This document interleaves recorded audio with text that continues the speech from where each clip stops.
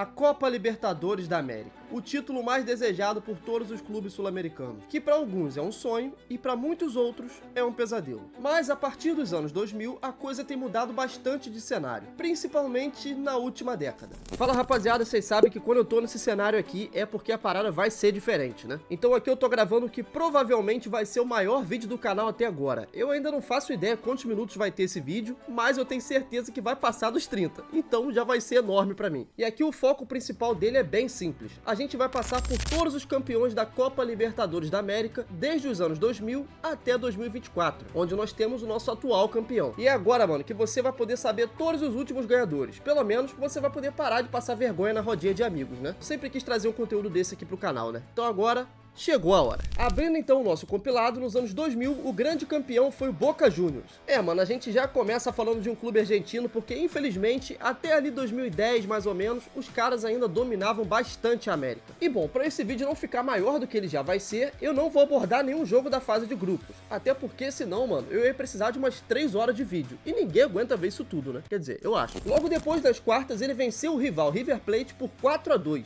o que garantiu o Boca na semifinal da Libertadores, onde caiu contra o América do México. E aqui, em um jogo bem apertado, os argentinos conseguem a vitória por 5-4, garantindo então a vaga na grande final da Libertadores dos anos 2000. De um lado, o Boca Juniors de Carlos Bianchi, e do outro, o Palmeiras de Felipão. O jogo de ida foi na lendária Bombonera, onde o Boca empata em 2-2, com 2 gols de Arruabarrena Barena e gols de Pena e Euler para o Verdão. Agora, o que a gente teve de bola rolando e de oportunidade no primeiro jogo, não teve praticamente nada no segundo. No jogo da volta no Morumbi, o Palmeiras precisava vencer, já que conseguiu um empate valioso fora de casa. Mas o Boca fez aquele clássico jogo argentino, terminando em 0-0 e levando a decisão para os pênaltis. Asperilla e Roque Júnior desperdiçaram suas cobranças para o Palmeiras, o que levou o Boca a vencer a disputa por 4-2, sem desperdiçar nenhum pênalti. Com esse título, o Boca começou a consolidar sua dinastia na Libertadores, comandado por Carlos Bianchi. A vitória de 2000 foi o primeiro grande passo de uma era de domínio, com nomes como Tevez, Riquelme e Palermo se tornando lendas do clube. Avançando agora para a Libertadores de 2001, e nós tivemos o mesmo campeão, mano, porque o Boca Juniors dominava o continente nessa época. E aqui, como deu o Boca mais uma vez, eu vou avançar direto para a final. E a grande final da Libertadores de 2001 foi mais um capítulo histórico para o Boca, dessa vez contra o surpreendente Cruz Azul do México. No jogo de ida realizado no Estádio Azteca, o Boca Juniors venceu por 1-0, com um gol solitário de Marcelo Delgado, garantindo uma vantagem importante para a grande decisão. E mano, o inacreditável parecia estar acontecendo, já que o humilde Cruz Azul do México conseguiu vencer o Boca em plena Bombonera, mano, por 1-0 e levando o jogo para os pênaltis. E bom, nas penalidades brilhou a estrela do goleiro Córdoba, que fez defesas cruciais e garantiu a vitória do Boca Juniors. Com o triunfo, o clube argentino conquistou sua 4ª Libertadores, reafirmando sua hegemonia no continente e consolidando a era vitoriosa sob o comando de Bianchi. Agora avançando para 2002, a parada foi muito diferente, porque a gente tinha finalmente outro brasileiro na final. E cara, não é quem você tá esperando, tá? De um lado, o tradicional Olímpia do Paraguai, e do outro, o San Caetano representando o Brasil nessa final da Libertadores.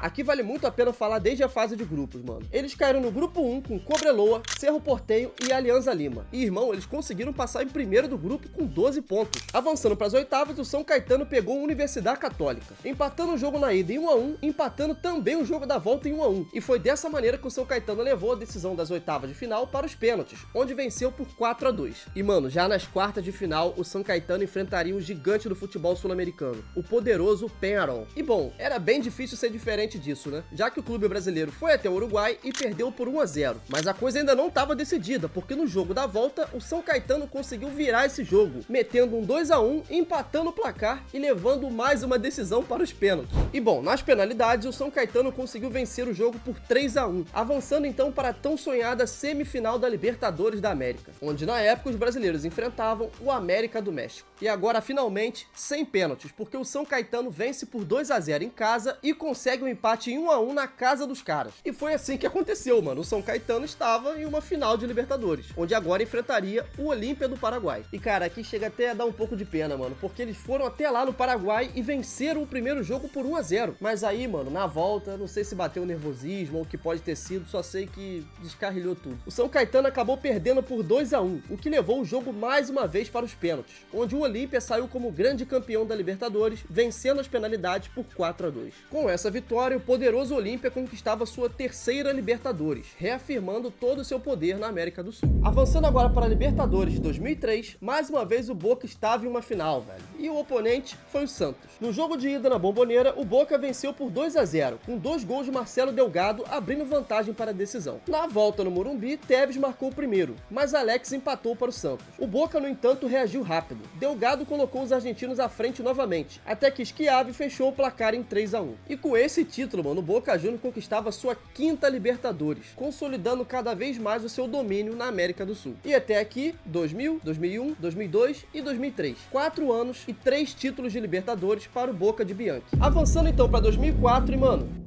já tá começando a ficar chato, mas foi o Boca Juniors de novo na final da competição. Mas dessa vez o seu oponente era o Once Caldas. E cara, a zebra pegou bolado, tá? Se bem que eu nem sei se dá pra chamar de zebra, né, mano? Porque se liga na campanha absurda que o Once Caldas fez. Eliminaram o Barcelona de Guayaquil nas oitavas, venceram o Santos nas quartas de final, o São Paulo na semi e, claro, o Boca Juniors na grande final. Na volta diante de sua torcida, o Once Caldas saiu na frente com um golaço de John Viafara. O Boca reagiu e empatou com o Nicolás Burdiço, aos 53 minutos, levando a decisão para os pênaltis. E cara, eu não sei que maldição que aconteceu, só sei que na cobrança de pênaltis o Boca errou todas as suas batidas. Mano, eu nem sabia que isso era possível de acontecer no futebol, velho. Só que sim, o Boca errou todas as suas tentativas. Já o Once Caldas conseguiu ser um pouquinho mais competente, né? E aí, converteram 2 batidas e conseguiram se sagrar campeões. Naquele momento, o Once Caldas conquistava sua primeira Libertadores e surpreendia o continente inteiro ao derrotar o gigante argentino que dominava a competição nos últimos anos. Quase que o Boca levou 4 Libertadores em 5 anos, mano. Grande Once Caldas salvou o continente. Muito obrigado. Avançando então agora para a Libertadores de 2005. E a final dessa Libertadores foi histórica, porque pela primeira vez a gente tinha uma decisão entre 2 clubes brasileiros, o São Paulo do Rogério Ceni de um lado e o Atlético Paranaense do outro. Puxando então desde as oitavas de final, o São Paulo venceu o rival Palmeiras dentro de casa e fora, com um agregado de 3-0 no total. Nas quartas de final, eliminou o Tigres do México, em um agregado de 5-2. E também elimina o River Plate na semifinal pelo mesmo agregado de 5-2, até que chega na grande final contra o Atlético Paranaense. E bom, no primeiro jogo da grande final, que foi realizada no Beira-Rio, o Atlético Paranaense consegue sair na frente, abrindo o placar com Aloysio Chulapa. Mas o São Paulo empatou logo depois com o Durval, sendo um gol contra, deixando tudo em aberto para a decisão no Morumbi. E na volta, mano, diante de mais de 70 mil torcedores, o São Paulo dominou completamente o jogo e passou o carro no Atlético Paranaense. Um 4-0 para não deixar dúvidas de qual era o melhor time da América naquele ano, com gols de Amoroso, Fabão, Luizão e Diego Tardelli.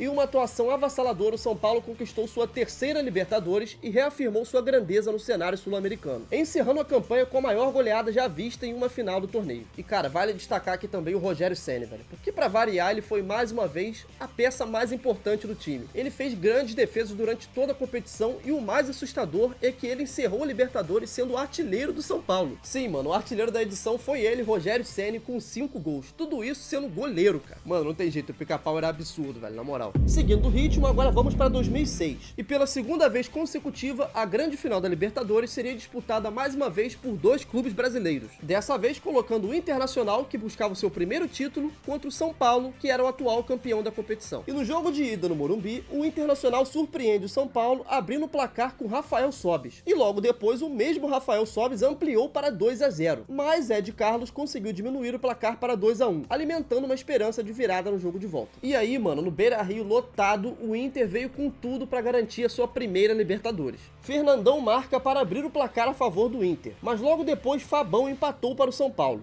Tinga coloca o Colorado novamente em vantagem, mas Lenilson volta a igualar o placar, finalizando então a partida com um empate em 2-2. Resultado esse que foi suficiente para o Inter conquistar a sua primeira Libertadores, fazendo a festa diante de sua torcida. E agora em 2007, como eles não apareciam já há bastante tempo, tá na hora de voltar, né, mano? O Boca Juniors estava na final de novo, só que dessa vez o oponente era o Grêmio. E apesar da expectativa por um duelo equilibrado, a decisão foi completamente dominada pelos argentinos. No jogo de ida na La Bombonera, o Boca atropelou o Grêmio metendo um 3-0 sem cuspe nos caras. É, rapaziada, infelizmente não tinha jeito, mano. Naquele momento, o Boca conquistava sua 6ª Libertadores da América. E agora avançando pra 2008. E aqui aquela parte que o Tricolor avança, né? Mas tudo bem, tudo bem. Eu entendo vocês. Calma, que 2023 vai chegar aqui no vídeo também, tá? Bom, essa final foi uma das mais emocionantes e marcantes da história da Libertadores, velho. Colocando frente a frente o Fluminense em sua primeira decisão. E a LDU do outro lado, que buscava um título inédito para o Equador. Naquela época, o Fluminense tinha um timaço, tá ligado? Com o Thiago Neves, Conca, o jovem Thiago Silva, né? Enfim, tinha muito jogador bom. Só que aí, né, cara, no jogo de ida lá em Quito, a LDU fez valer a altitude, vencendo o jogo por 4-2, abrindo então uma grande vantagem para a decisão no Maracanã. E na volta, irmão,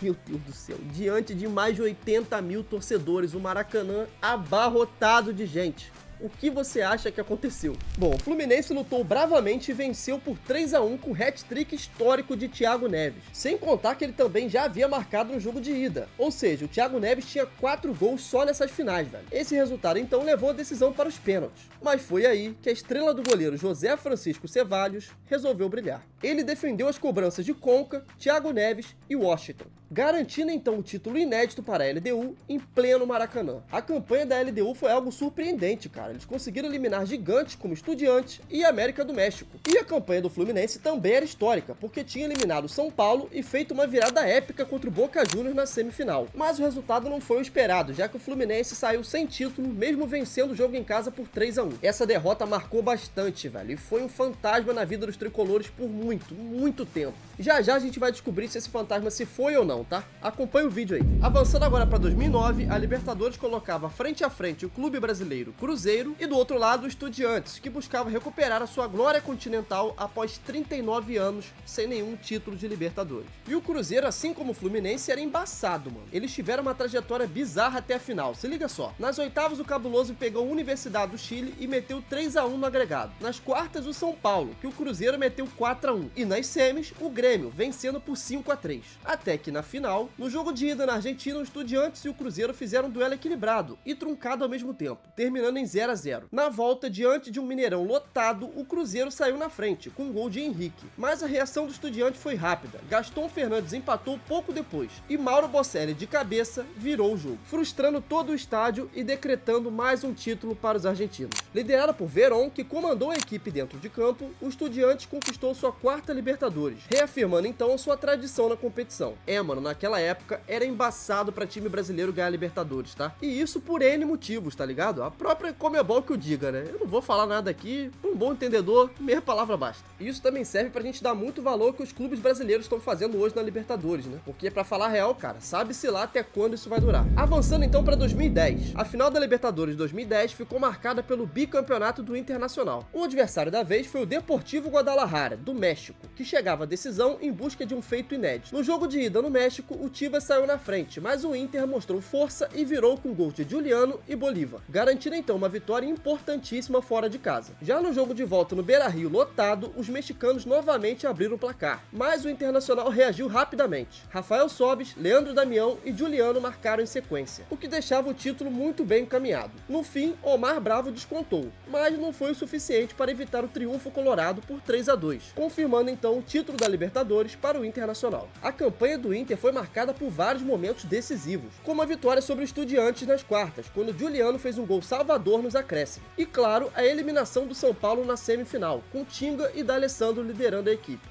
Com esse título, o Colorado se consolidava como uma potência sul-americana, garantindo mais uma vez a glória eterna. E o Rafael Sobis, meu irmão, o que o cara deve ser ídolo do Inter é brincadeira, pô. Nas 2 Libertadores ele tava lá decidindo. Eu sou carioca, né? Sou nascido e criado aqui no Rio, então assim, eu não conheço nenhum colorado, mas eu tenho certeza que ele deve ser muito amado pelos torcedores do Inter. Se você que tá vendo o vídeo aqui é torcedor do Internacional, comenta aí, fala pra gente como é que é a relação do Inter com o Rafael Sobis por aí, né? Eu imagino que seja bem forte a ligação, velho, porque o cara fez chover, hein? E agora, mano, uma curiosidadezinha rápida aqui, né? Eu tenho um contato com o filho do Rafael Sobis, cara. Ele que joga basquete pelo Flamengo, né? E nessas aleatoriedades da vida aí, eu já encontrei com ele pela internet, tá ligado? Ali na época que eu fazia live, né? Jogando e tal. E ele assistia bastante lá, comentava. Depois que eu fui descobrir que o cara é filho do Rafael Sobis, mano. E hoje eu tô aqui falando de Libertadores, do Inter e do pai dele, né, cara? Como é que o mundo dá a volta, né? Enfim, mano, um salve aí pro Nicolas Sobis, tá? Valeu aí por acompanhar no meu começo e tamo aí, né? Vamos que vamos. Avançando então agora pra Libertadores de 2011. E essa aqui eu tenho certeza que você acompanhou todinha, tá? Mesmo que você não seja santista, essa você acompanhou. E agora, né, mano, antes da gente continuar, você vai dar um likezinho nesse vídeo e vai se inscrever no canal, pô. Estamos quase chegando aí nos 70 mil inscritos, vamos ver se a gente consegue até acabar abril, né? Pô, estamos começando abril agora, é bem possível que a gente termine abril com mais de 70 mil inscritos. Eu vou fazer minha parte aqui entregando os vídeos, mano. Só espero que vocês façam a parte de vocês, se inscrevendo no canal e dando um like pra esse vídeo aparecer pra muito mais gente. Certo? Vamos seguir que o conteúdo é o que interessa. O Santos conquistava em 2011 o seu terceiro título de Libertadores, superando o Peñarol na final. Mas como essa vale a pena, a gente vai passar rapidinho pelas oitavas. Lá o Santos vencia o América do México por um placar magro de 1-0 no agregado.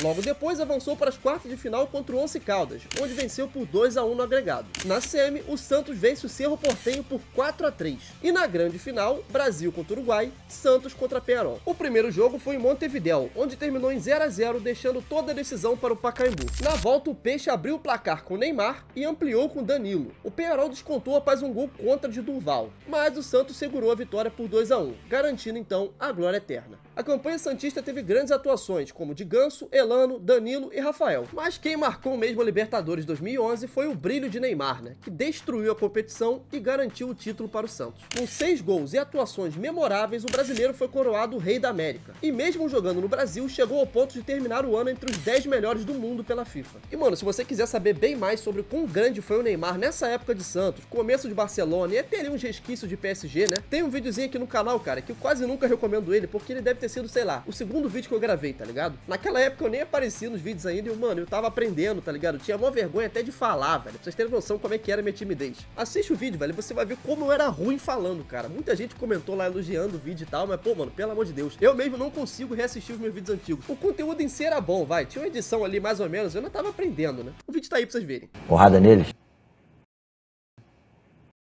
Gostei, é isso aí. Avançando agora para 2012, e esse ano com certeza ficou marcado no coração dos corintianos, porque finalmente o Corinthians viveria sua primeira glória eterna. Sob o comando do Adenor, o Corinthians eliminou o atual campeão Santos, mesmo com o Neymar voando. E claro, vale ressaltar também essa defesa aqui do Cássio, que, mano, abriu uma fenda no multiverso, tá ligado? Depois que ele pegou esse chute do Diego Souza, o Vasco nunca mais foi o mesmo, cara. Mas o que interessa mesmo é que o Corinthians chegou na final diante do poderoso Boca, que é considerado aí um carrasco de vários brasileiros durante o torneio. No primeiro jogo na La Bombonera, o Boca saiu na frente com um gol de Facundo, mas aos 85 minutos, Romarinho, com uma frieza absurda, marcou um gol de cavadinho histórico, velho, deixando tudo igual em 1-1 e levando então a decisão para o Pacaembu. Na volta, empurrado por uma torcida enlouquecida, Emerson Sheik brilhou. O atacante fez 2 gols, se tornando então o artilheiro do Corinthians na competição e garantindo a vitória por 2-0. E bom, o Timão, com um sistema defensivo impecável que sempre foi característica dos times do Tite, levantou a taça de forma invicta, carimbando então o primeiro título do Corinthians e marcando para sempre a era Tite. Seguindo então para 2013, e foi nessa edição que finalmente chegou a vez da Libertadores sorrir para o torcedor do Galo. Em uma saga épica com reviravoltas, milagres e atuações inesquecíveis, o Galo, que era comandado por Cuca, teve Ronaldinho como maestro, Jô como artilheiro e Vitor como herói. Desde as oitavas de final, a trajetória atleticana foi dramática. Contra o Tijuana, Vitor defendeu um pênalti no último minuto. Nas semifinais, contra o News Old Boys, o goleiro brilhou novamente ao pegar mais um pênalti decisivo, garantindo a classificação à final contra o gigante Olímpia. No primeiro jogo, no Defensor del Chaco, o Galo sofreu e saiu derrotado por 2-0, precisando então de mais um milagre no Independência. Na volta, empurrado pelo mantra do "eu acredito", o Atlético pressionou, mas só conseguiu abrir o placar aos 46 minutos de jogo, com Jô. Quando tudo parecia perdido, Leonardo Silva, aos 87, marcou de cabeça e levou a decisão para os pênaltis. E nas penalidades, mais uma vez, a estrela do goleiro Vitor brilhou, salvando o Galo e garantindo então a vitória por 4-3, o que levou o Atlético Mineiro a finalmente garantir o seu nome na história da Libertadores da América. Cortando agora para 2014, e aqui foi uma campanha histórica para o torcedor do São Lourenço, que conseguia pela primeira vez conquistar um título sul-americano, encerrando finalmente a espera de uma torcida que era louca por esse título. E olha que eles não tiveram vida fácil não, tá? Se liga nisso aqui. O São Lourenço pegou o Grêmio nas oitavas e venceu nos pênaltis por 4-2. Pegou também o Cruzeiro nas quartas e conseguiu vencer por 2-1 no agregado. E depois o Bolívar na semi, que aí o carro passou, mano. 5-1 na agregado. Na final, seu adversário foi o Nacional do Paraguai, que também surpreendia bastante o continente ao chegar na decisão. No jogo de ida em Assunção, o São Lourenço abriu o placar com Mauro Matos, mas nos acréscimos, Júlio Santa Cruz empatou, deixando tudo em aberto para o duelo de volta. Em novo gasômetro lotado, o São Lourenço pressionou e conseguiu a vantagem ainda no primeiro tempo. Aos 36 minutos, Nestor Ortigosa converteu um pênalti com categoria, marcando o gol do título e garantindo a vitória por 1-0. Com um time bem organizado, liderado por jogadores como Buffarini e Ortigosa, o São Lourenço finalmente conquistou a Libertadores da América, eternizando então o seu nome no torneio. Avançando agora para 2015. E aqui, mano, o River Plate já começava a mostrar a sua força, com uma campanha histórica na Libertadores de 2015, superando vários gigantes do continente. Após uma fase de grupos conturbada, o time cresceu bastante no mata-mata, eliminando o rival Boca Juniors em um super clássico marcado pelo caso do gás de pimenta. Pra resumir o caso aqui, mano, foi uma briga generalizada, gás de pimenta pra tudo que é lado, na cara de jogador, na cara de torcedor. Enfim, foi uma parada tão doida que a própria Conmebol resolveu tomar uma atitude, finalmente, né? Onde ela resolveu desclassificar o Boca sem nem precisar de um jogo de volta, mano. É, filho, foi medida drástica mesmo. Já nas quartas de final, o River Plate passou pelo Cruzeiro, mesmo depois de começar perdendo em casa, já que eles conseguiram buscar a virada no Mineirão em um agregado de 3-1. Logo depois, despacharam o Guarani do Paraguai nas semis, em um agregado de 3-1 de novo. Até que finalmente chegamos na grande decisão, contra o Tigres do México. E aqui no jogo de ida, o River terminava em 0-0, deixando tudo em aberto para a volta na sua casa, no Monumental de Nunes. E bom, aí deu a lógica, né? O River dominou e venceu por 3-0, com gols de Alário, Carlos Sanches e Ramiro Funes, garantindo mais um título continental. Esse título marcou o início da era de Marcelo Galhardo, que já estava começando a transformar o River no que seria uma máquina de títulos na América do Sul. Partindo então para 2016, aqui nós tivemos finalmente um clube colombiano garantindo a glória eterna. O Atlético Nacional enfrentou o Huracán nas oitavas de final. No primeiro jogo, consegue um empate em 0-0 na Argentina. E no jogo da volta, um jogaço, onde o Atlético vence por 4-2. Nas quartas de final, mais um clube argentino, dessa vez o Rosário Central. Aqui o Atlético Nacional começou perdendo fora de casa no jogo da ida, por 1-0. Mas no jogo da volta em sua casa, os colombianos vencem o jogo por 3-1. Nas semis, o Atlético Nacional pegava um dos gigantes brasileiros, o São Paulo. E cara, já no primeiro jogo no Morumbi, eles chegaram ao ponto de vencer o São Paulo por 2-0, mostrando para todo o continente que eles não estavam ali por acaso, né? E bom, no jogo da volta, mais uma vitória, agora diante de sua torcida. Venceram e eliminaram o São Paulo por 2-1, finalizando então com um placar agregado de 4-1 no total. Agora o Atlético Nacional enfrentava o Independiente Del Valle. Olha o time do Suco aí, mano, já tava aparecendo desde 2016, tá? Só que o Atlético Nacional não quis saber de altitude, de suco, não quis saber de nada, mano. Conseguiram empatar o primeiro jogo em 1-1 e venceu o segundo por 1-0. Berrio abriu o placar aos 35, mas o Del Valle empatou com Arturo Mina aos 86. No jogo de volta, Borja abre o placar para o Atlético Nacional aos 8 minutos, garantindo então o título para os colombianos. Agora, partindo para 2017, finalmente teremos mais um clube brasileiro sendo campeão da Libertadores, mano. O Grêmio conquistava o seu terceiro título, agora sob o comando de Renato Gaúcho. O Imortal começa as oitavas jogando contra o Godoy Cruz, vence o primeiro jogo por 1-0 e o segundo por 2-1. Nas quartas de final tivemos um jogo 100% brasileiro, entre Grêmio e Botafogo. A disputa foi muito pegada e sendo decidida no detalhe, já que no primeiro jogo o placar foi 0-0. E no jogo da volta, o Grêmio avança graças ao gol de Lucas Barros. Já nas semifinais, o adversário foi um clube equatoriano, o famoso Barcelona de Guayaquil. E bom, fora de casa, o Grêmio já meteu um 3-0, que praticamente sacramentou a classificação para a final, já que no jogo da volta o Barcelona ainda vence por 1-0, mas o agregado de 3-1 garantiu o Grêmio na grande final da Libertadores, que foi disputada contra o Lanús, mais um clube argentino. E já no primeiro jogo, o Grêmio vence por 1-0, com um gol de Cícero aos 83 minutos. É, mano, foi na bacia das almas, mas o Grêmio conseguiu a vitória. No jogo da volta, que foi bem mais pegado do que o primeiro, o Grêmio ainda venceu por 2-1, com gols de Luiz Fernando e Luan. 2017 foi sem dúvidas o melhor ano da carreira do Luan, cara. Ele jogou pra caramba ali, iludiu um monte de gente, garantiu até pra ele o título de Rei da América, né? E claro, quem não lembra dele provocando o Thiago Neves ainda no campo. No meio de toda essa loucura, o Grêmio conquistava pela terceira vez a Libertadores da América. Aqui é o Luan, do Grêmio,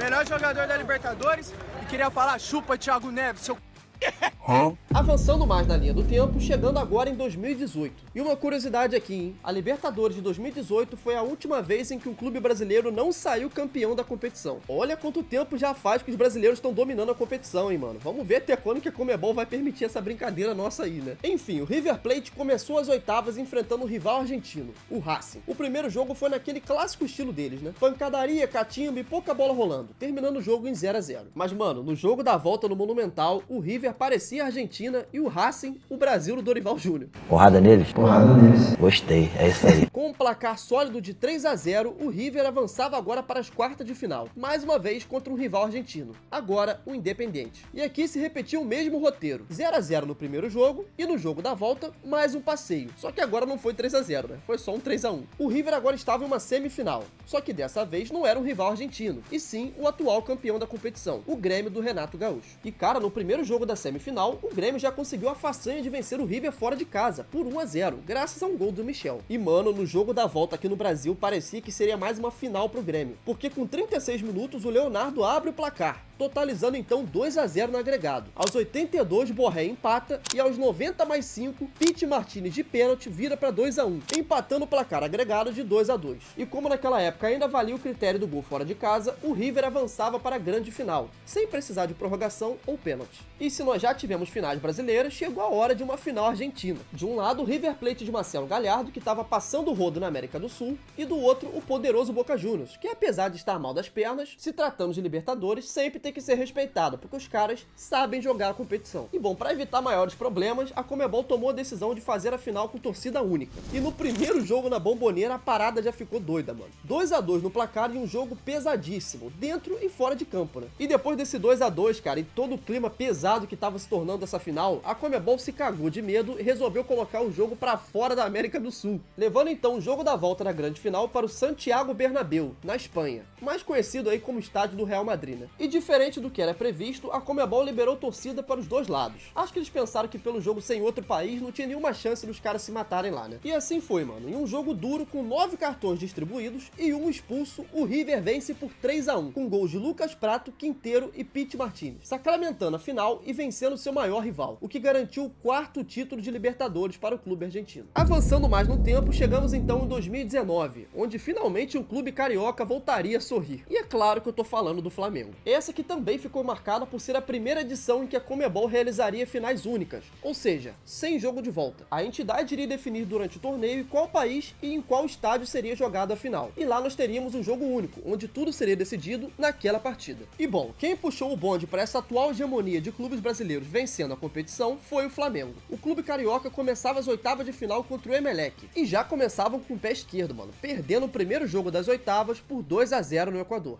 No jogo de volta no Maracanã, o Flamengo impôs o seu ritmo e já dava traços de muita intensidade, o que logo depois viria a ser a marca registrada do ano histórico do Flamengo de Jorge Jesus. Atropelando na intensidade, o Flamengo vence por 2-0, levando o jogo para os pênaltis, onde avançou por 4-2. Nas quartas de final, chegou a hora do clube carioca enfrentar um brasileiro, o Internacional. E no primeiro jogo no Maracanã, o rubro-negro saiu com vantagem de 2-0, com 2 gols de Bruno Henrique. No jogo da volta no Beira-Rio, mais um jogaço de bola, terminando em 1-1, com gols de Rodrigo Lindoso para o Inter e Gabigol para o Flamengo. Foi esse gol, inclusive, que gerou aquela narração que ficou eternizada do Galvão Bueno, né? Gabigol tá pedindo, Gabigol tá pedindo, Gabigol tá pedindo, tocou pro Gabigol, bateu! Olha o gol! Olha o gol!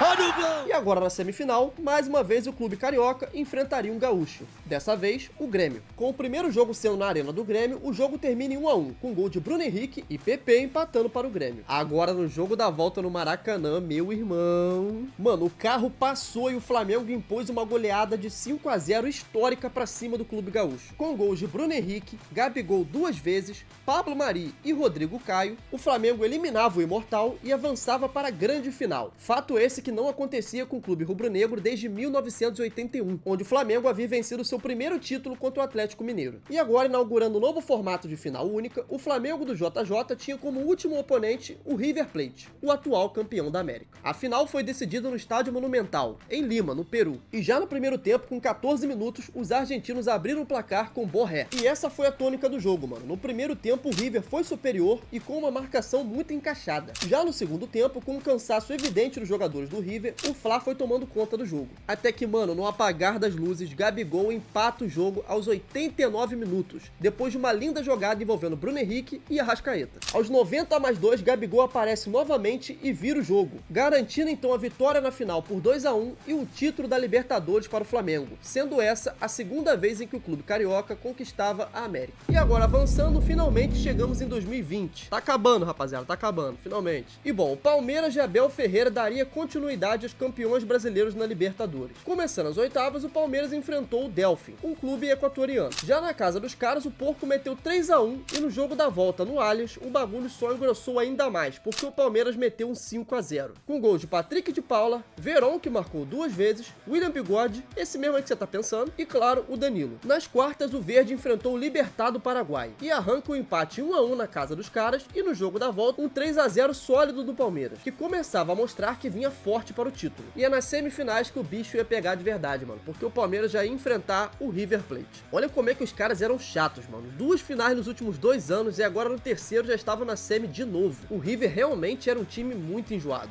Mas o Palmeiras não quis nem saber, mano, e broncou um 3-0 em pleno Monumental na Argentina. No jogo da volta, o River cresce e mostra porque era esse time que ninguém gostaria de enfrentar em uma Libertadores. Aplica um placar de 2-0 para cima do Palmeiras no Allianz, mas com uma noite iluminada de Everton e muita catimba, o Palmeiras consegue segurar o placar agregado de 3-2 e avança para a grande final. E agora, mais uma vez, a final 100% brasileira, envolvendo 2 gigantes de São Paulo, o Palmeiras e o Santos. E o jogo foi tão amarrado, mano, que a gente teve somente 14 finalizações no total, mas no gol mesmo só foram 3, uma do Palmeiras e 2 do Santos. E nesse jogo truncado, o Palmeiras consegue a vitória com um gol de cabeça de Breno Lopes, praticamente no último lance do jogo, aos 90+9, garantindo assim a glória eterna para o Palmeiras, que não conquistava o título desde 1999, 21 anos depois. E a partir daquele momento, o nome de Abel Ferreira estava cravado na história do clube. A gente só não imaginava que o cara estaria lá até hoje, né? 5 anos depois.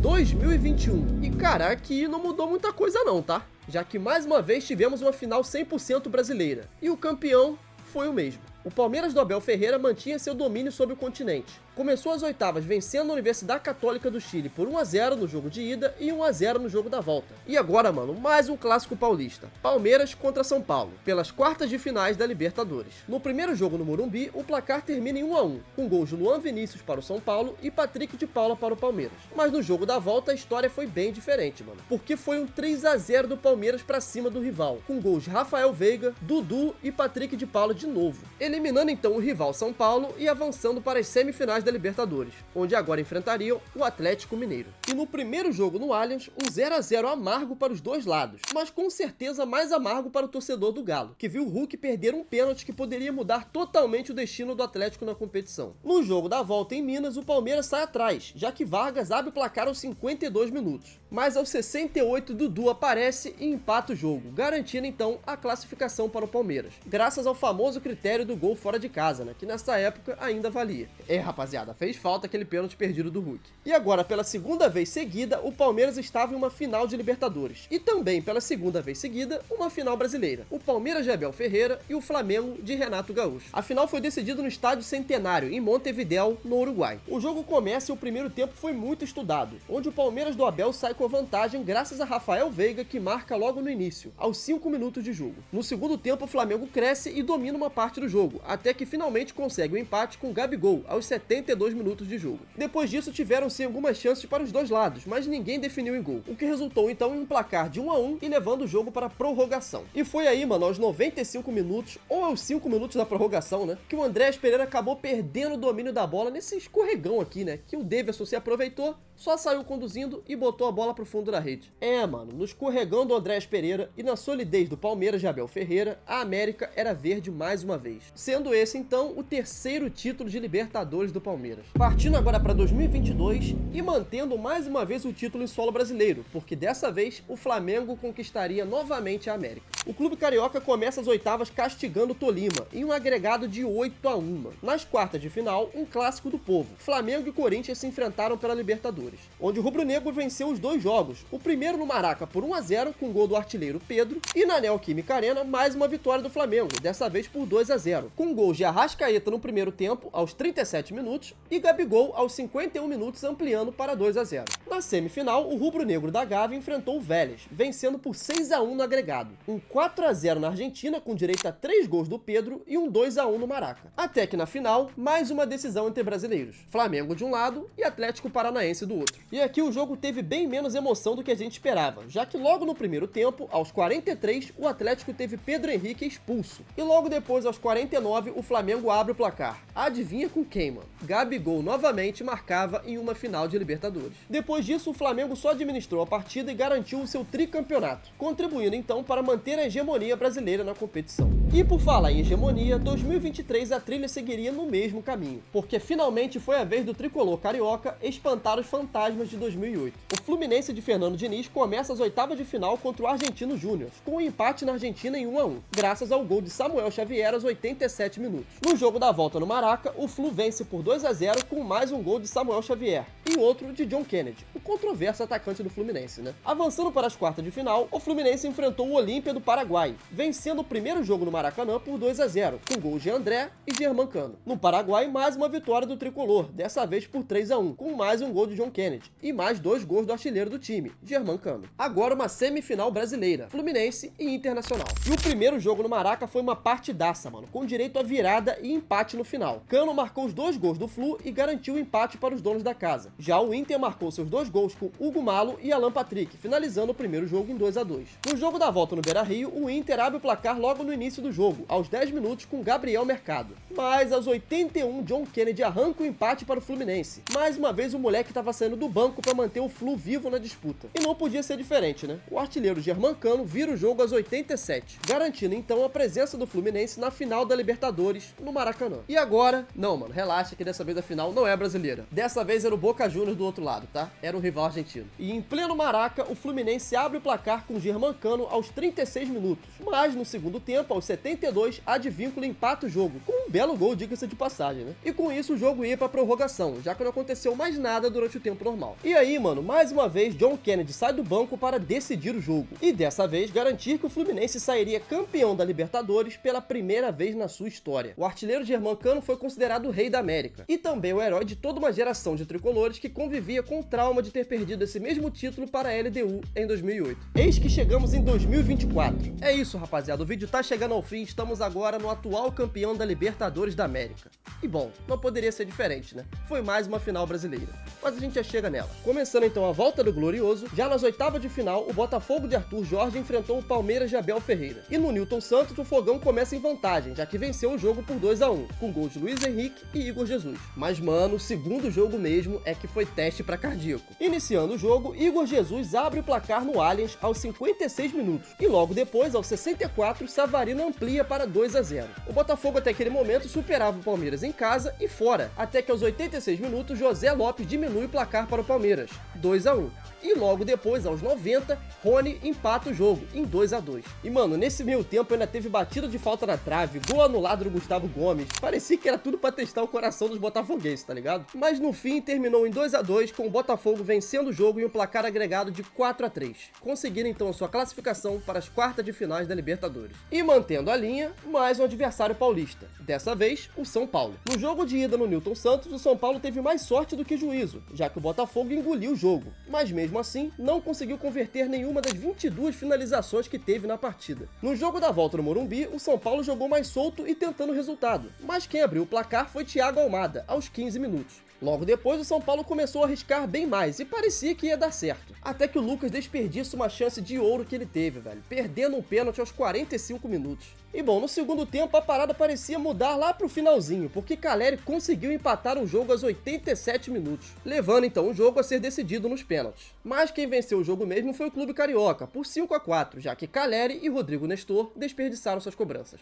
Agora o Botafogo estava na semifinal da Libertadores e enfrentaria o Peñarol do Uruguai. E aqui não deu outra, mano. Pra quem tava acompanhando toda a campanha do Botafogo e a Libertadores do Peñarol, sabia que o carro ia passar. E bom, Foi o que aconteceu. No primeiro jogo, no Newton Santos, o Botafogo atropelou, cara. 5-0, praticamente já decidindo um confronto. Mas no jogo de volta, o Penharol ainda tentou fazer uma graça, velho, já que eles ganharam o jogo. Só que o placar foi só 3-1. O Botafogo, então, eliminava o Penharol com um placar agregado de 5-3. Até que, finalmente, o Botafogo estava em uma final de Libertadores. Dessa vez, contra o Atlético Mineiro. Mais uma final brasileira. O jogo já começou bem bizarro, velho, porque aos 2 minutos, Gregory foi expulso depois de uma entrada completamente desnecessária, cara. Olha isso, mano. 2 minutos de jogo e o cara tava achando que tava no UFC, mano. Que loucura. Sorte dele que isso não comprometeu o desempenho do time, que parece ter virado uma chavinha, tá ligado? Aos 35 do primeiro tempo, gol de Luiz Henrique, abrindo o placar para o Botafogo. Logo aos 44, gol de Alex Telles, de pênalti, ampliando para 2-0 antes do intervalo. Na volta pro segundo tempo, o Galo volta mais forte e já diminui o placar rapidamente, aos 47 com gol de Vargas.